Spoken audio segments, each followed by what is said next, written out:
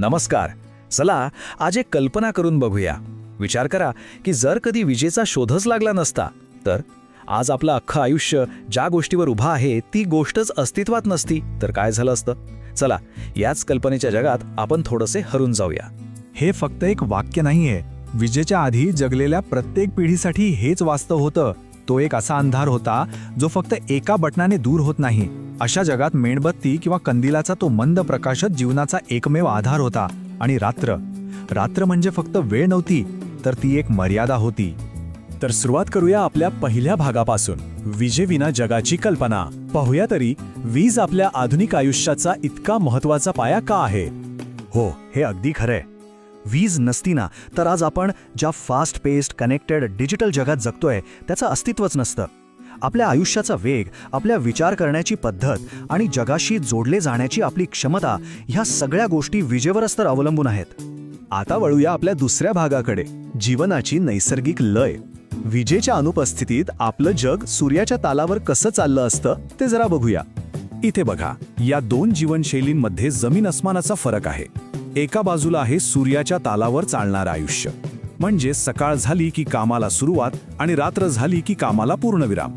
आणि दुसऱ्या बाजूला आहे विजेमुळे शक्य झालेली आपली 24/7 कामाची संस्कृती. लेट नाईट हसल किंवा डेडलाईन सारख्या कल्पना तर विजेमुळे जन्माला आल्यात, ज्यांनी आपल्याला निसर्गाच्या चक्रापासून खूप दूर नेलंय.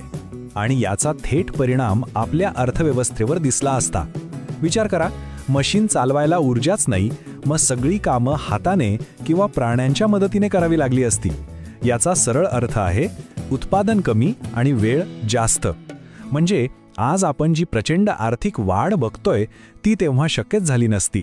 आपला तिसरा भाग आहे थांबलेले संवादाचे जग. वीज नसती तर आपलं एकमेकांशी असलेलं कनेक्शन आणि संवाद किती मर्यादित राहिला असता. आपल्याला आता कसं मेसेजला लगेच रिप्लाय नाही आला की चुकल्यासारखं वाटतं, बरोबर? पण विजेविना इन्स्टंट कनेक्शनची सोयच नसती. त्याऐवजी संयमी प्रतीक्षा हीच जीवनशैली असते. म्हणजे एखादी बातमी किंवा निरोप एका गावातून दुसऱ्या गावात पोहोचायला दिवस किंवा आठवडे लागायचे. याचाच अर्थ आपलं जग भलेही खूप मोठं असतं पण आपलं आयुष्य मात्र एका लहानशा परिघातच फिरत राहिलं असतं. व्हॉट्सॲप, इंस्टाग्राम, यूट्यूब यातलं काहीच नसतं.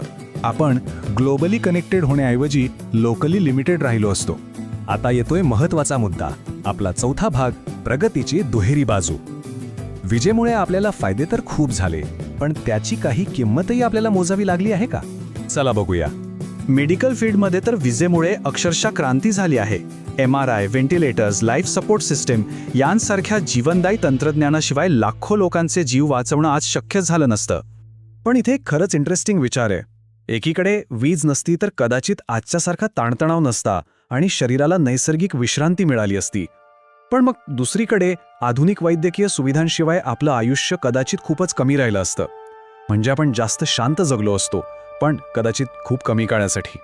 आणि हाच मुद्दा आपल्याला पुढच्या भागाकडे घेऊन जातो, शांत मन विरुद्ध वेगवान जग.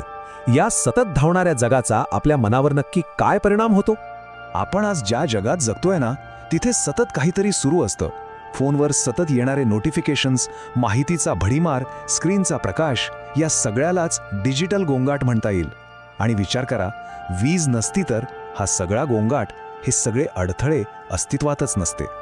आणि हा मुद्दा खरंच खूप महत्त्वाचा आहे. या गोंगाटामुळे आपण स्वतःपासून दूर जातोय का? वीज नसती तर कदाचित लोकांना स्वतःला समजून घ्यायला, निसर्गाशी एकरूप व्हायला जास्त वेळ मिळाला असता. तर मग प्रश्न हा आहे की काय चांगलं असतं? तंत्रज्ञानाने कमजोर, जिथे प्रगती खूप हळू झाली असती, पण कदाचित मनाने शांत असलेलं जग, की आजचं हे धावपळीचं पण प्रगत आयुष्य? ही एक खूप मोठी वैचारिक देवाणघेवाण आहे. चला तर समारोप करताना बघूया की या सगळ्या प्रगतीच्या उजेडात आपल्याकडून नक्की काय हरवलं आहे. एक साधी गोष्ट, रात्रीचं आकाश. कधी विचार केलाय विजेच्या दिव्यांशिवाय रात्रीचं आकाश कसं दिसेल? प्रकाश प्रदूषण नसल्यामुळे आपली आकाशगंगा आणि करोडो तारे इतके स्पष्ट दिसले असते की जणू काही ते एक जिवंत कॅनव्हासच आहे. कदाचित त्या शांततेत माणूस विश्वाविषयी आणि स्वतःविषयी खूप जास्त विचार करू शकला असता. आणि शेवटी हाच एक विचार मनात येतो, विजेने आपल्याला जगाशी जोडलं, आपल्याला प्रचंड शक्ती दिली, हे खरंय. पण या धावपळीत, या झगमगाटात आपण स्वतःशी असलेला संवाद तर गमावून बसलो नाही ना, याचा विचार करणं खरंच गरजेचं आहे.